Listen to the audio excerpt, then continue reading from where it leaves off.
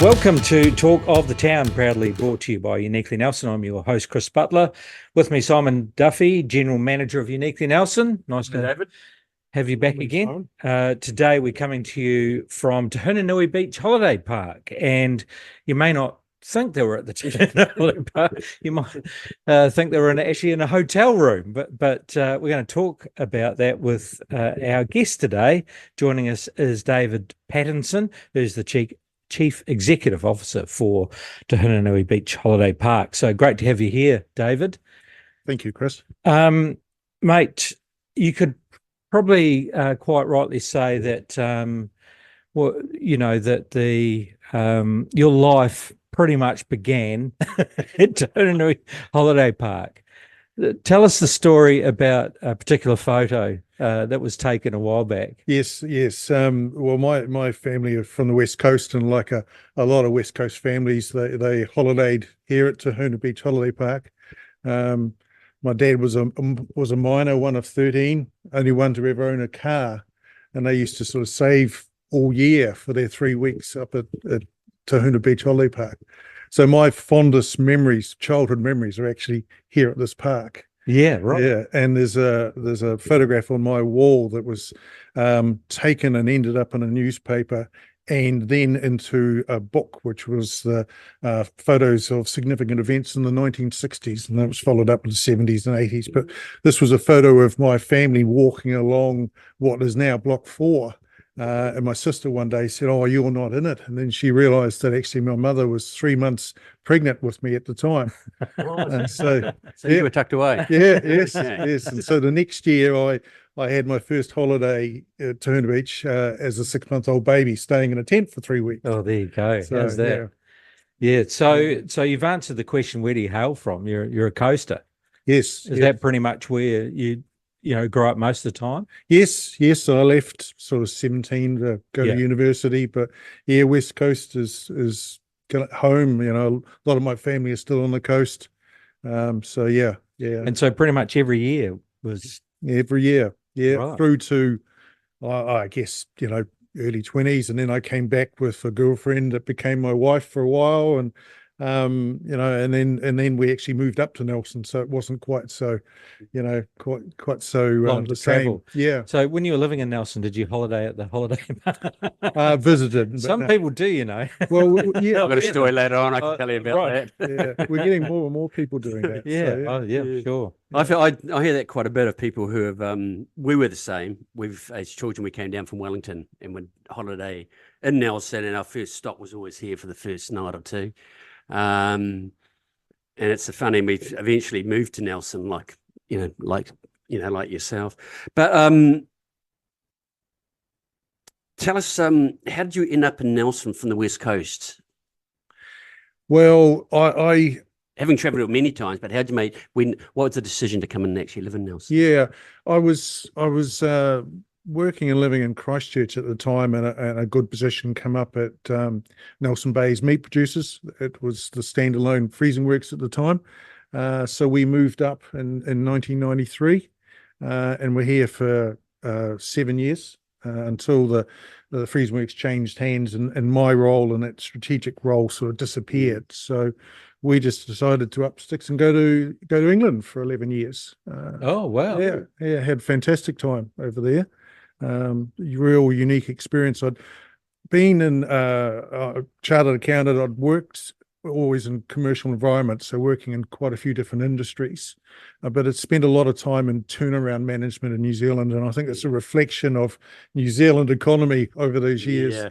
And then when I went to England, I just wanted to join a business that had aspirations, and I joined a company there that had 100 staff making £2 million profit. 10 years later, we had 1,000 staff and £20 million profit. Wow. So it was kind of like jumping ship and working for a new business every 18 months or so. We just changed and grew so fast. So good. Was that in London or Oxfordshire? Oxfordshire. Yeah. Well, that was our head office, but I spent quite a bit of time on the road, looking at our branches, competitors' branches, buying other smaller companies as well. So it was pretty full on. It was an exciting time. So, going back to West Coast, and you mentioned Christchurch. You have a background in accountancy. What, chartered accountant? Yes. Is that your? Yes. So did you end up going to university to do that? Yes. Right. So was that Canterbury? Yes, that's right. Right. Okay. Yeah. And then pretty much what happened after Canterbury, was it eventually working in Christchurch and then to Nelson? Is that how it works? Yes, Or- that's yeah, right. Right. That's right. Yeah. But quite an experience with, in the UK with what you had to take on with the growth of that company. I suppose not just from a numbers point of view, but from a strategic point of view, you would have learned a lot Yes. through that process. Yes, I did. And as time went on, I ended up taking on much more of an operational role as well as being chief financial officer.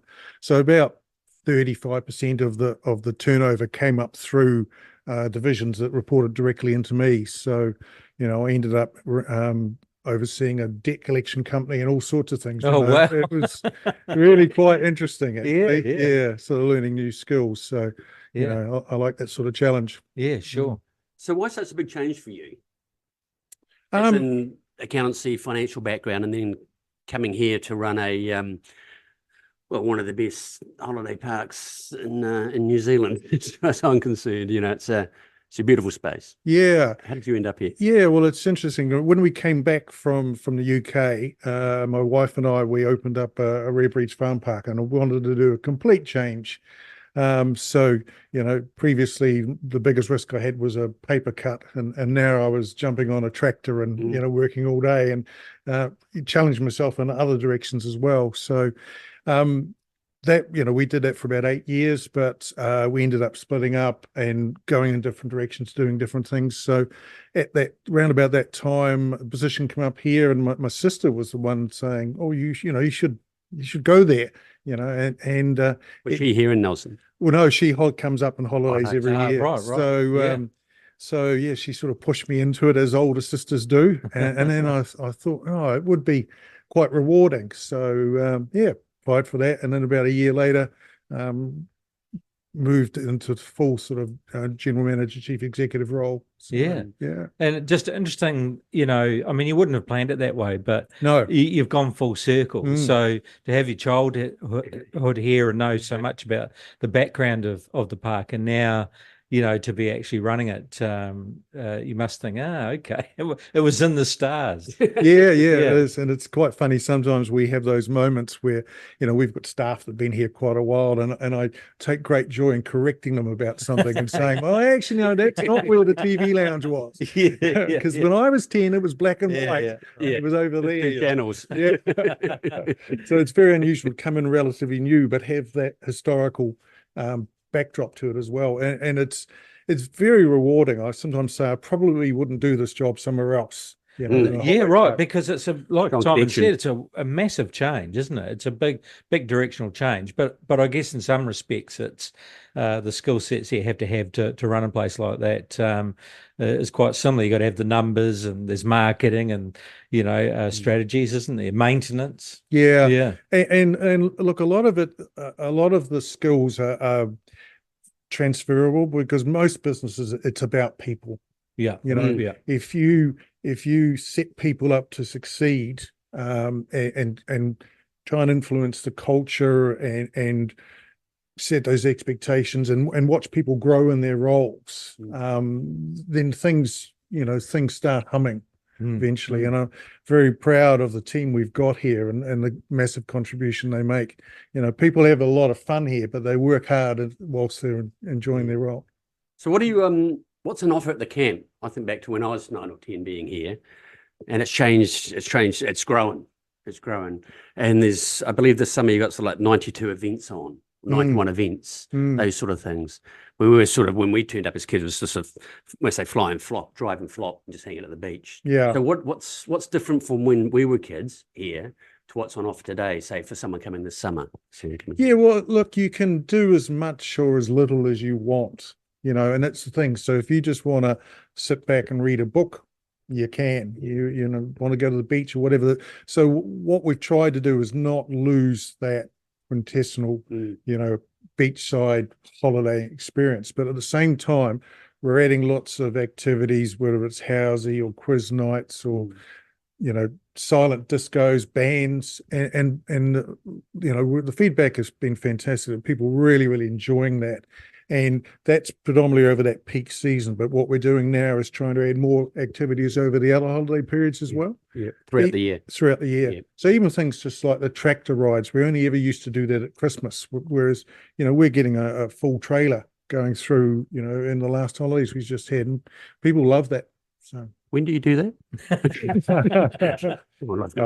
unfortunately, it's gone until Christmas time, but we'll let you know, Chris. Sorry, Simon.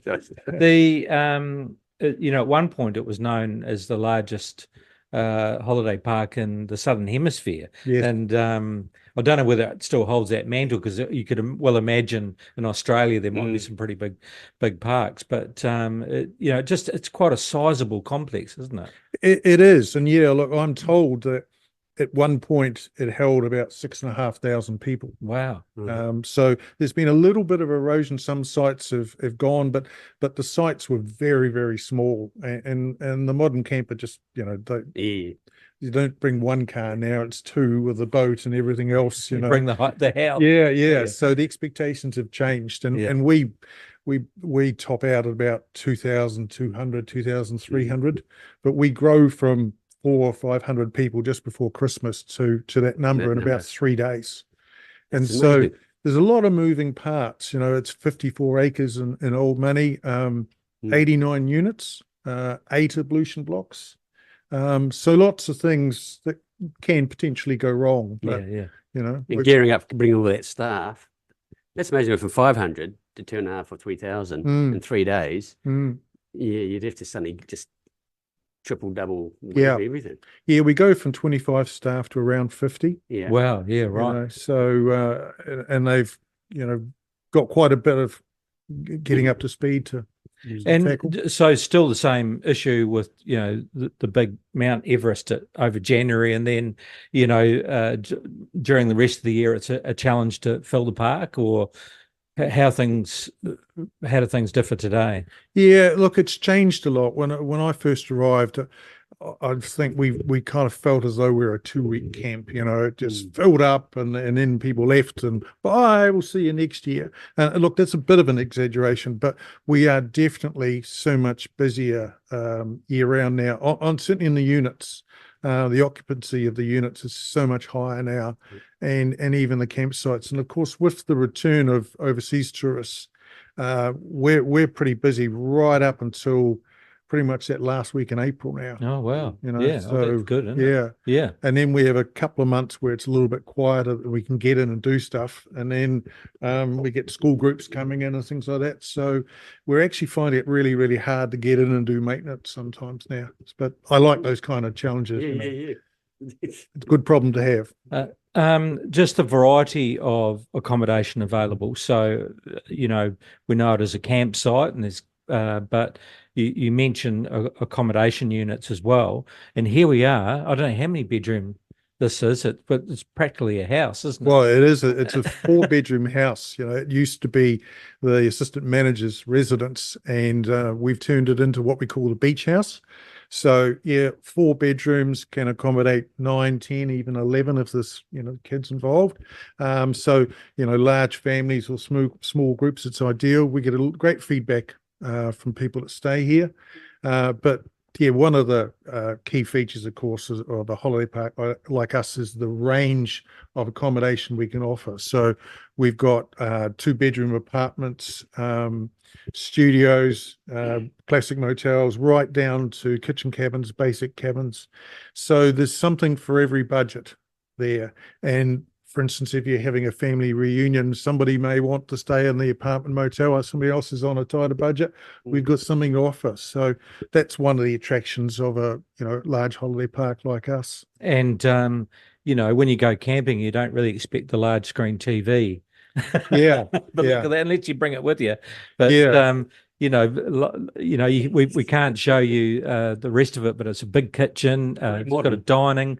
Yeah, it's very tidy, and a nice big lounge. So great spot. And right next to the beach. So Yeah, we've spent an awful lot of money over the last 3, 4, 5 years upgrading the units and the park in particular. I mean, $4 million is what we spent on R&M and capital expenditure in 5 years, and 2 million of that in the last 2 years. So we're really increasing our spend as well, and it's really showing. We're very, very proud of the units now, and what we've also done is we're trying to maximize that outdoor experience as well. So we've got beautiful landscape gardens for a lot of the units now, and we're gradually going around, and our aim is to do that for as many units as possible.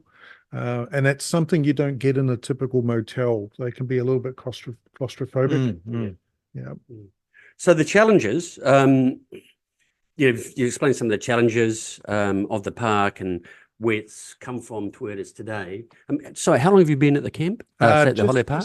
Turned 5 years now. 5 years. Yeah. So what are from going back 5 years ago to where we are today, what are the changes that maybe you've brought about or are coming anyway? And what do you enjoy the most about being the chief Walla Walla? I guess one of the big changes is been that we're a business that embraces change, and we have honest discussions. For instance, with our feedback from guests, the management team will look at the feedback every week, and if we haven't met our expectations, then it's okay. Well, what are we going to do about that? And people own problems, and they go about fixing them. And so, so solutions. So was this good guest experience? No, it could have been better. Okay, what are we doing about it? And people are prepared to constantly change and adapt. And we've just got this, as I said, this culture of embracing change and improving and growing. And it's really great to actually sit back and watch in motion. People are really, really responsive to that, and it makes a big difference. I'm going to say I have a 25 years in tourism myself background. That first impression really counts. I'm going to say every time I come out here and walk into that reception, it's like I said, it's 1,000%. Hi, how are you? Greeting, smiles, have a bit of a joke, play around, whatever. And even though I'm not booking in to take a campsite or spend a week here, I feel as though as soon as you walk in, it has that holiday feel. Well done on the front, because that's your first impression of anybody's business, is that who do you meet first? And it certainly comes across. So well done on it. Thank you. Yeah, ladies down there. It's all credit to the staff, and the staff and reception do a fantastic job, and also it's our clean team as well, and on grounds. It's something we've been able to retain through the years, that Tahuna Beach, or Tahuna Beach, I should say, has been known for friendly staff, and it's been consistently like that, and it's great, and it's part of the holiday experience, really.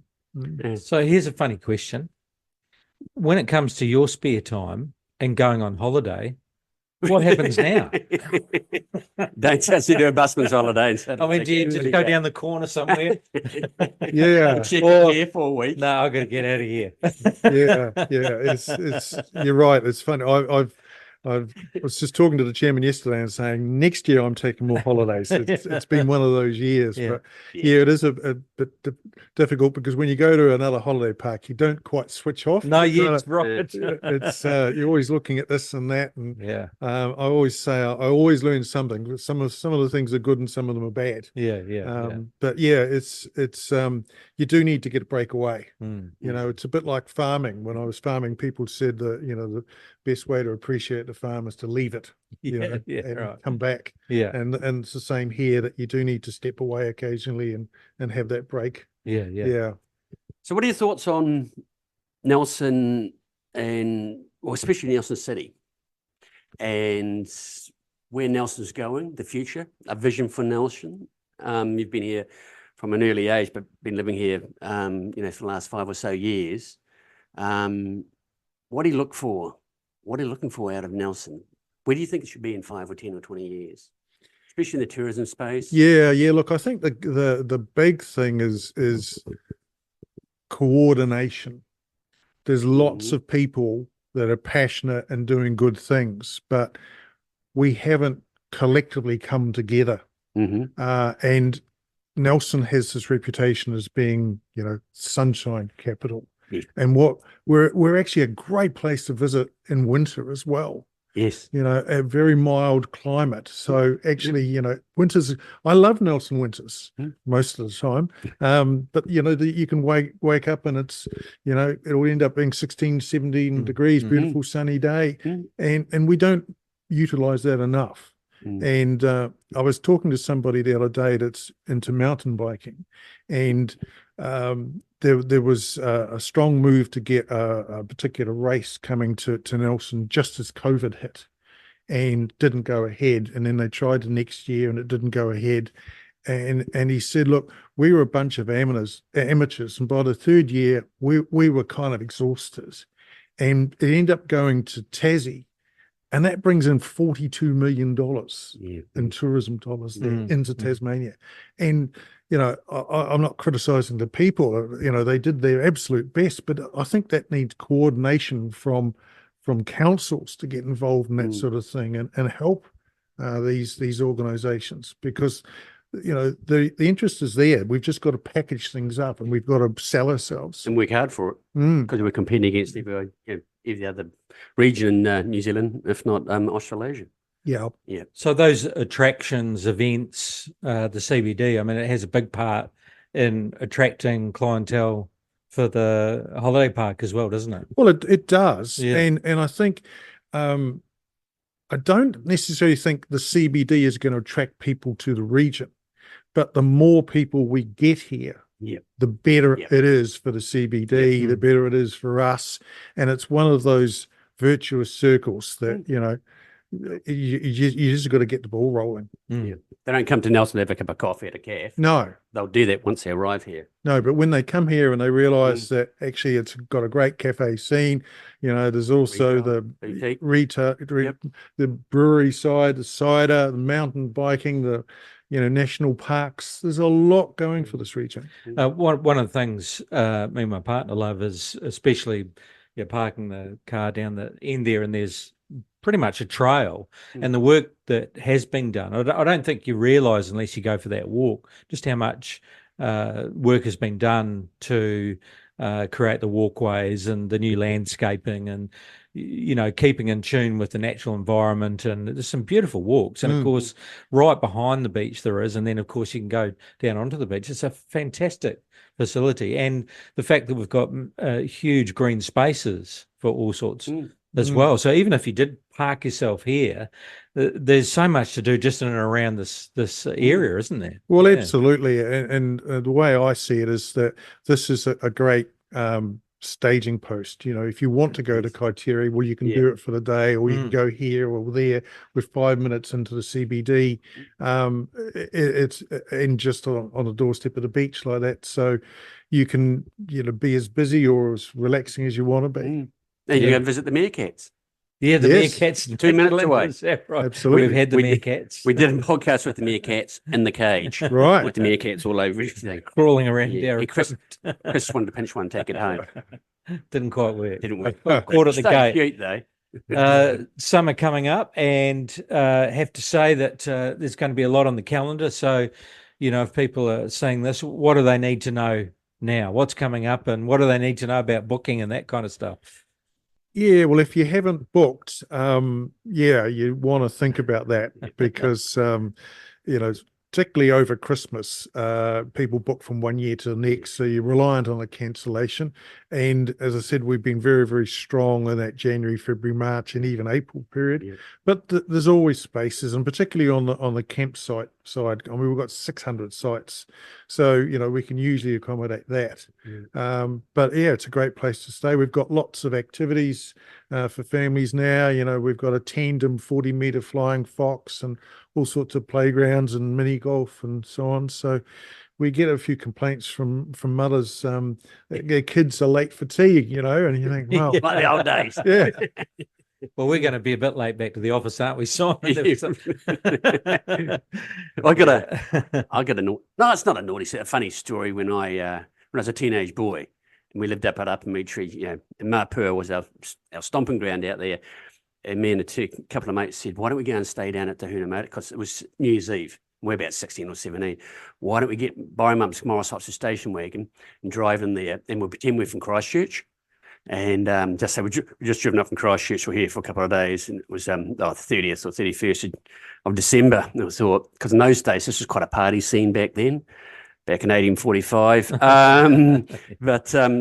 I remember driving in here in Mum's old yellow thing, and we pulled up and we got out, and some guy came down we checked in. He came down to take our registration or something, and he said, "So where are you boys from?" We said, "Oh, we're from Christchurch, just driven up today." He goes, "Oh yeah."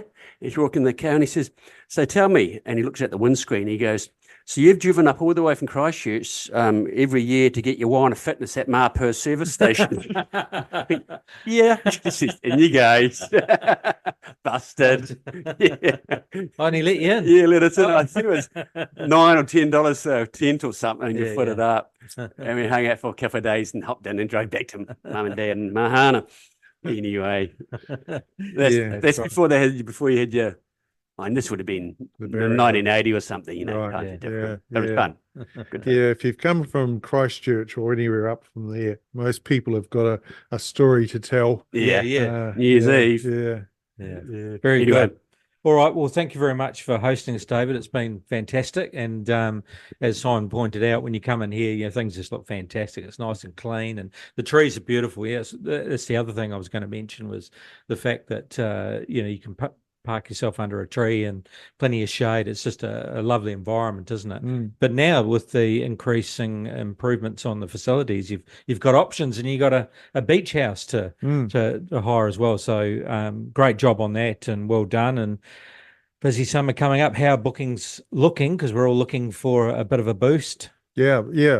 Bookings are strong. Oh, right, that's great. So I've always thought that sort of up to Christmas could be a bit challenging, and so far it's been good. But I'm very hopeful of a strong summer. Yeah. So well, that'd be fantastic. Great stuff. All right. Really appreciate you having us here. Thank you. And we wish you all the best.